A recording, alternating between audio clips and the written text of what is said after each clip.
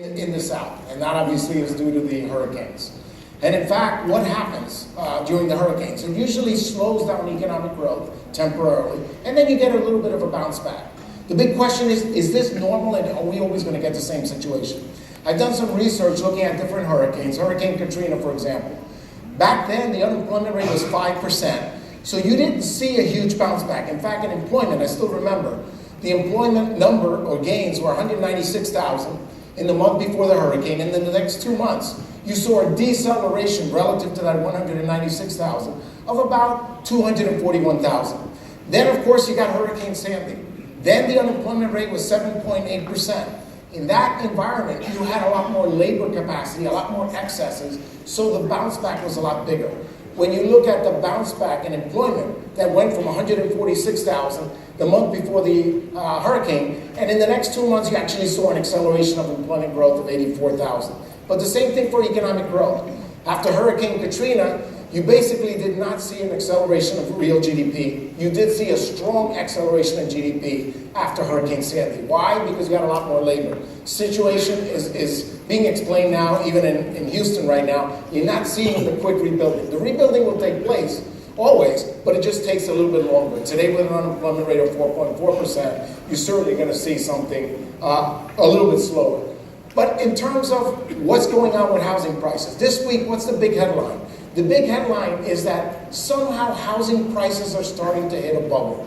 And the big headline this week was that in San Francisco, since 2012, housing prices are up 65% after adjusting for inflation.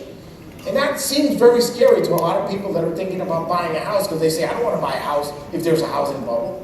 But in fact, I'm going to give you an even much scarier number. If you go back to the bottom in 2012, and you look at Case-Shiller, because that's the most accurate way of measuring housing prices are up 95%. So does that mean we're in a bubble? I would say absolutely not. Because what the media doesn't really tell you, or what the numbers don't tell you, is that from 2007 to 2009, guess what happened to housing prices in San Francisco? They went down by close to 45%. It was 43%, but let's just round it off to 45%. So the bottom line is that when you take into account all these declines, there is really no housing bubble. How about if we look at Case-Shiller, the index, from the pre-index peak in July of 2006?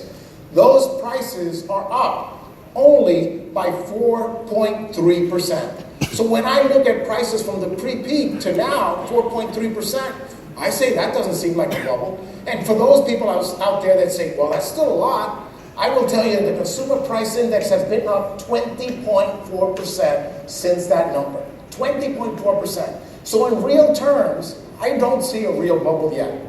Yes, in the last couple of years, housing affordability is getting a little bit tighter because you've seen an acceleration.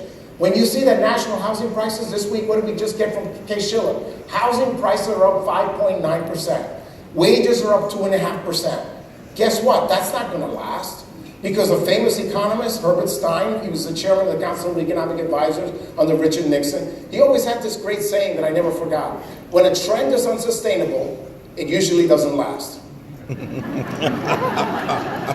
So this is not going to last, but we're still not in a situation where we have a bubble.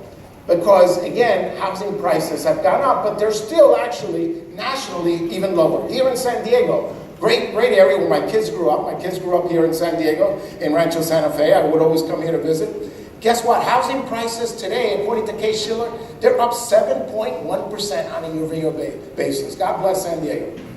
Cheers for San Diego. It's a vibrant economy, just like the national economy. And why is housing doing so well? Because the employment market is getting better. I know that you hear all these stories that employment is not improving, but it's not true. When you look at the unemployment numbers, a lot of people have a lot of questions and they don't believe the numbers. But I think that when you look at unemployment, which is so important for housing, it's like opening up a box of chocolate, sort of like Forrest Gump. There are a whole bunch of definitions. Let me just go through them real quick.